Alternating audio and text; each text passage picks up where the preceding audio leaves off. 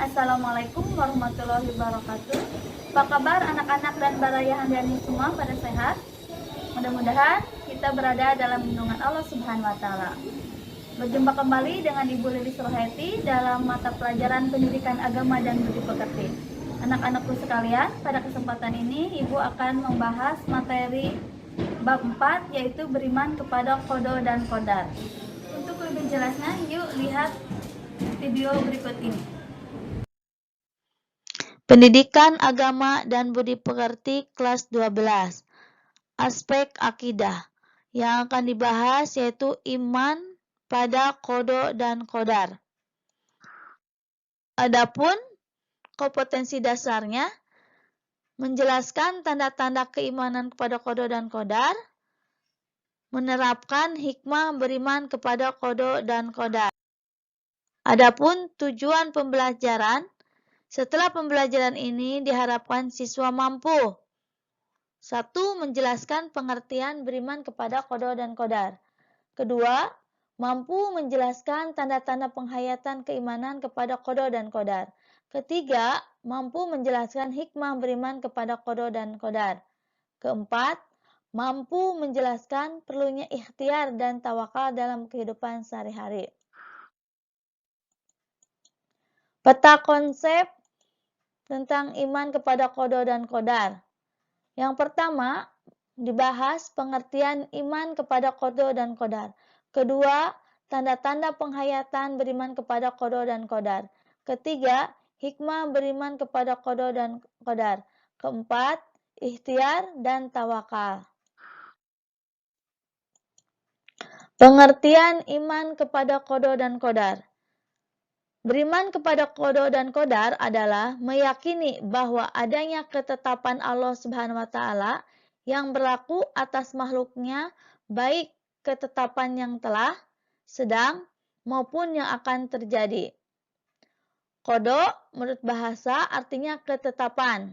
Sedangkan menurut istilah qada artinya ketetapan Allah Subhanahu wa taala kepada setiap umatnya yang bersifat ajali. Apa itu ajali? Ajali artinya ketetapan itu sudah ada sebelum keberadaan atau kelahiran makhluknya. Sedangkan qadar menurut bahasa artinya ukuran. Menurut istilah artinya terjadi penciptaan sesuai dengan ukuran atau timbangan yang telah ditentukan sebelumnya. Qada dan qadar dalam kehidupan keseharian sering kita sebut dengan takdir. Dalil tentang qada dan qadar. Yang pertama terdapat dalam surat Al-Ahzab, surat ke-33 ayat 38.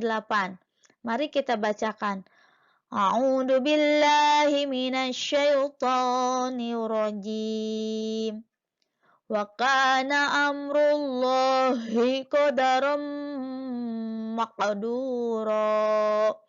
Yang artinya, dan adalah ketetapan Allah itu suatu ketetapan yang pasti berlaku.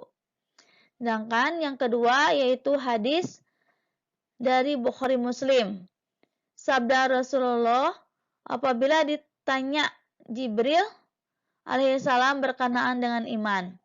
Kita bacakan hadisnya. Bismillahirrahmanirrahim.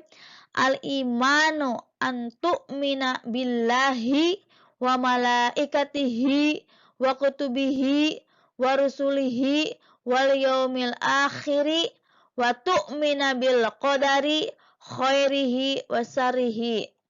Yang artinya, hendaklah kamu percaya kepada Allah, malaikatnya, kitab-kitabnya, rasul-rasulnya, hari akhir, dan beriman pula dengan qadar atau ketentuan, baik dan buruk.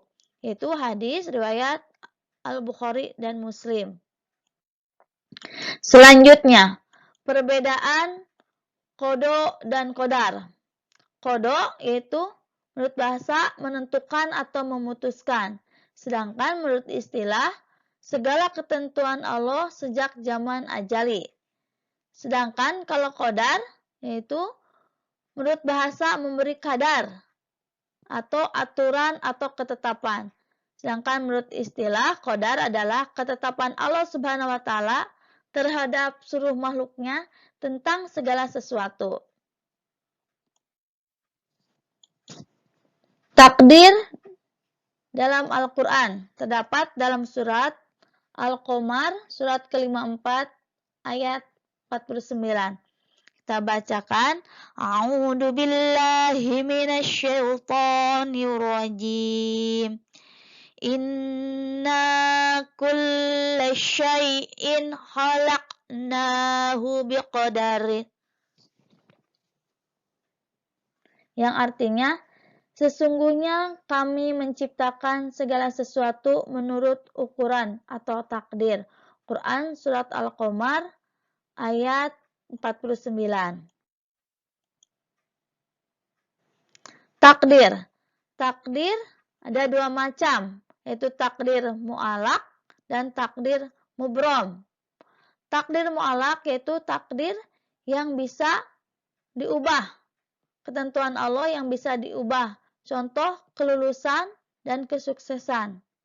Sedangkan kalau takdir mubrom yaitu takdir yang tidak bisa dirubah. Itu udah pasti dari Allah. Contoh golongan darah. Kemudian kelahiran, kematian. Ini tidak bisa dirubah. Tanda-tanda penghayatan beriman kepada qada dan qadar. 1. Memberi keyakinan kepada manusia bahwasannya segala sesuatu yang terjadi di alam ini tidak lepas dari sunatullah, baik yang tertulis dalam ayat-ayat Al-Quran atau qauliyah maupun yang terhampar di alam semesta yang disebut ayat-ayat kauniyah. Yang kedua, menambah keyakinan manusia untuk senantiasa berikhtiar atau berusaha lebih giat lagi dalam mengejar cita-cita. Selanjutnya, meningkatkan keyakinan manusia supaya untuk berdoa lebih fokus pada sasaran yang diharapkan dengan izin Allah Subhanahu wa taala. Selanjutnya, memberi keyakinan pada manusia bahwa dalam kehidupan dibatasi oleh aturan-aturan Allah Subhanahu wa taala yang bertujuan adalah untuk kebaikan manusia itu sendiri. Hikmah iman kepada qada dan qadar. 1. Melatih diri untuk banyak bersyukur dan bersabar. Kedua, menjauhkan diri dari sifat sombong dan putus asa. Ketiga, memupuk sifat optimis dan giat bekerja. Keempat, menenangkan jiwa. Kelima, tidak sombong apabila berjaya. Keenam, tidak merasa kecewa apabila gagal. Untuk selanjutnya, hubungan antara qada dan qadar dengan ikhtiar dan tawakal. Ikhtiar ialah segala usaha yang dilakukan untuk memenuhi kebutuhan dan keperluan dalam hidup.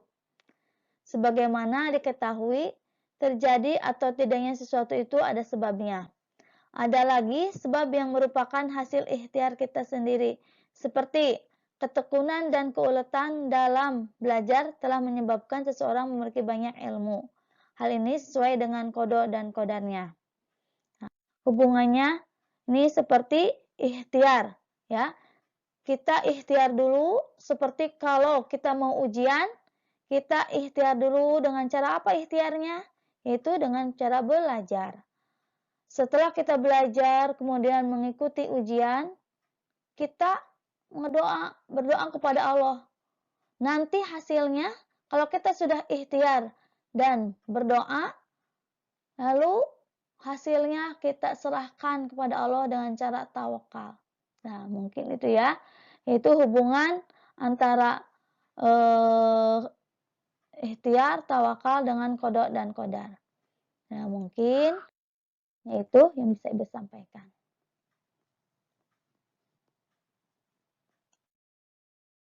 Demikianlah materi pembahasan beriman pada qada dan qadar. Mudah-mudahan bermanfaat. Mungkin hanya itu yang Ibu bisa berikan. Ibu ucapkan terima kasih. Wassalamualaikum warahmatullahi wabarakatuh.